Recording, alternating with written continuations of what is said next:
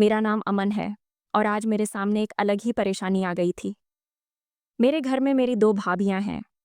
बड़ी भाभी का नाम नम्रता है और छोटी भाभी का नाम पूजा है। सुबह उन्होंने मुझसे एक बात रखी थी। उन्होंने कहा कि तुम्हारे भाई काम में इतने व्यस्त रहते हैं कि उन्हें समय नहीं दे पाते। इसलिए उन्होंने मुझसे कहा कि उनकी जगह मुझे ही उन्हें समय देना होगा, कभी बाहर घुमाने और डिनर पर ले जाने के लिए। मुझे उनका यह विचार अच्छा लगा और मैंने हाँ भी कर दी। लेकिन असली समस्या यह थी कि दोनों भाभीयों के बीच आपस में बनती नहीं थी। उन्होंने साफ कह दिया कि वे दोनों साथ नहीं जाएंगी, बल्कि मुझे किसी एक को चुनना होगा। अब समस्या यह थी कि दोनों ही बहुत खूबसूरत थीं। मैं समझ नहीं पा रहा था कि किसे चुनूं। सोचते सोचते मैंने उन्हें एक रास्ता बताया। मैंने कहा कि आज शाम जो भी अच्छी ड्रेस और मेकअप के साथ तैयार होकर आएगी, मैं उसी के साथ बाहर जाऊंगा। दोनों भाभियां इस बात पर मान गईं और तैयार होने लगीं।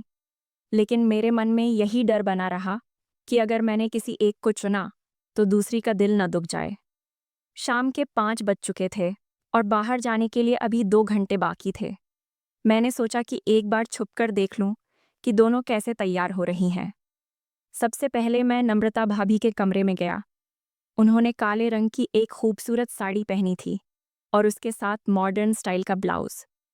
उस रूप में वे बहुत ही स्टाइलिश और आकर्षक लग रही थीं। वहां से मैं पूजा भाभी के कमरे में गया। उन्होंने हल्के हरे रंग का टॉप और जीन्स पहनी हुई थी।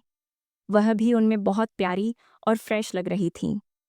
दोनों को देखकर मैं अपने कमरे में लौट आया और सोचने लगा कि आखिर मैं किसे लेकर जाऊं।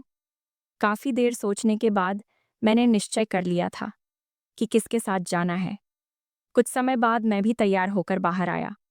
मैंने देखा कि दोनों भाभियां एक दूसरे के सामने बैठी हुई थीं। जैसे ही मैं पास पहुंचा, दोनों खड़ी होकर मेरा इंतजार करने लगीं और अपना हाथ आगे बढ़ा दिया। मैंने कुछ पल सोचा और फिर नम्रता भाभी का हाथ पकड़ लिया। मैंने पूजा भाभी से कहा, सॉरी पूजा भाभी, मुझे लड़कियां साड़ी में ज्यादा पसंद आती हैं, क्योंकि साड़ी में औरत की खूबसूरती और निखर जाती है।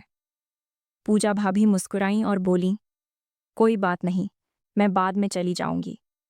अभी आप नम्रता दीदी के साथ जाइए। मैं नम्रता भाभी के साथ घर से बाहर निकला और गाड़ी के पास पहुंचा। रास्ते में मैंने उनसे कहा, भाभी, आपको अच्छा लग रहा है कि हम दोनों बाहर घूमने जा रहे हैं और पूजा भाभी घर पर अकेली रह गई है? कुछ देर चुप रहने के बाद उन्होंने हल्की सी मुस्कान दी और सिर हिला दिया। उनकी उस मुस्कान से मैंने समझ लिया कि उनके मन में भी यही बात थी। इसलिए मैं तुरंत वापस घर आ गया।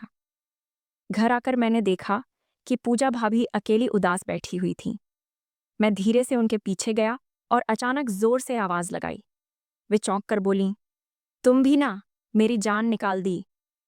मैं हंसते हुए बोला, भाभी, आपकी जान तो हमारे लिए बहुत कीमती है, इसे ऐसे कैसे जाने देंगे? उन्होंने आश्चर्य से कहा, लेकिन तुम तो चले गए थे, फिर वापस क्यों आए? मैंने मुस्कुराकर कहा, इतनी प्यारी भाभी को छोड़कर कोई कैसे जा सकता है? यह सुनकर उनका चेहरा खिल उठा और वे बोलीं, तुम मैं भी तुम्हारे साथ चल रही हूं। मैंने तुरंत हामी भर दी, हाँ बिल्कुल, हम तीनों साथ जाएंगे। उसके बाद हम तीनों गाड़ी में बैठे और निकल पड़े। दोनों भाभियां बहुत खुश थीं। रास्ते में मैंने सोच लिया था कि महीने में एक बार ज़रूर उन्हें बाहर घुमाने और डिनर पर ले जाया करूंगा, ताकि उन्हें भी अच्छा महसूस हो और वे तरोताज़ा रहें। हम सबसे पहले सिनेमा हॉल गए और वहाँ एक रोमांटिक और थोड़ी ड्रामा वाली फिल्म देखी। फिल्म खत्म होने के बाद हम एक अच्छे होटल में गए और वहाँ हर किसी की पसंद का खाना मंगवाया। सबने मिलकर बड़े मज़े से खाना खाया। फिर हमने लंबी ड्राइव का आनंद लिया। गाड़ी के सफ़र में सबकी हंसी और बातें पूरे माहौल को और खुशनुमा बना रही थीं। रात के 11 बजे हम घर लौटे। घर पहुंचकर मैंने दोनों भाभियों से कहा, अब तो आप खुश हैं ना? दोनों ने एक साथ कहा, बहुत ज़्यादा। उनके चेहरे पर चमक देखकर मुझे भी सुकून मिला। इसके बाद वे अपने अपने कमरों में चली गईं और चैन से सो गईं। मैं भी अपने कमरे में आकर सो गया। दोस्तों, यही थी आज की दिल को छू लेने वाली कहानी। अगर इसने आपके दिल को छुआ तो अनवी टॉक्स को सब्सक्राइब करें और अपने विचार हमारे साथ साझा करें।